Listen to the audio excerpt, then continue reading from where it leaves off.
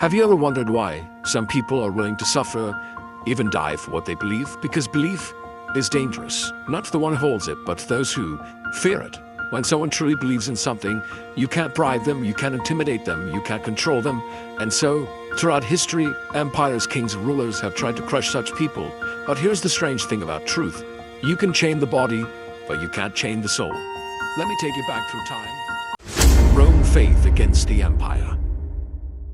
Imagine ancient Rome, a world of marble temples, roaring crowds, and the emperor worshipped as a god. To refuse him was treason.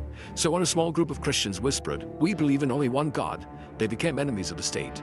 They were dragged into arenas, chained, and thrown before lions.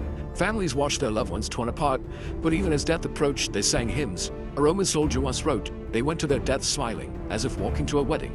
Rome thought fear would kill their faith, but their blood became seeds, and their beliefs spread further than any empire ever could.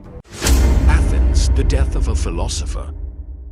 Now travel with me to ancient Athens. A man named Socrates taught people to question everything.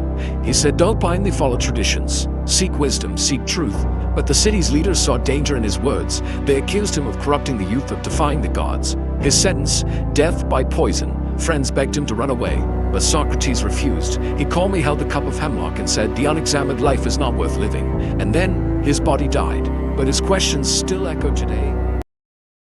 Karbala, the desert of sacrifice. Centuries later, in the hot desert of Karbala, another man stood against tyranny. His name was Imam Hussein, the grandson of Prophet Muhammad. Peace be upon him. The ruler demanded his loyalty, but Hussein refused, saying, "I will never bow to oppression." Surrounded by thousands of soldiers, his small group, men, women, and even children, were denied water for days. On the 10th day, they were slaughtered. But before his final breath, Hussein declared, "If the religion of Muhammad cannot survive except by my death, then O swords, take me." Karbala became more than a battle.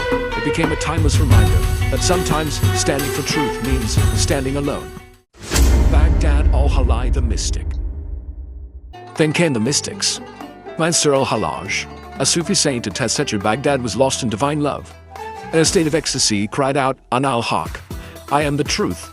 He meant his ego had dissolved, and only God remained within him. But the scholars and rulers heard blasphemy. They arrested him, they whipped him, and finally, they crucified him in public. Yet even as they tore his body apart, Hallaj smiled and whispered, "Between me and you, there is only me.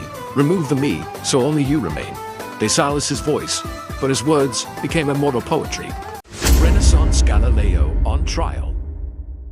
Even in the so-called Age of Reason, the belief was dangerous. Galileo peered through his telescope and discovered the Earth was not the center of the universe. But the church said otherwise. They summoned him to court, threatened him with torture, and forced him to publicly deny his discovery. And yet, as he walked away, he whispered under his breath, "E per si muove." And yet, it moves, because truth doesn't stop moving, even when you try to bury it. From the Colosseums of Rome to the deserts of Karbala, from the courts of Athens to the dungeons of Baghdad, we see the same truth. The body can be broken, the voice can be silenced, but belief is like a flame, and every time someone tries to put it out, it spreads. So the next time you hear about someone who stood for what is right, remember the price that so many before them have paid, so you could have the freedom to believe today.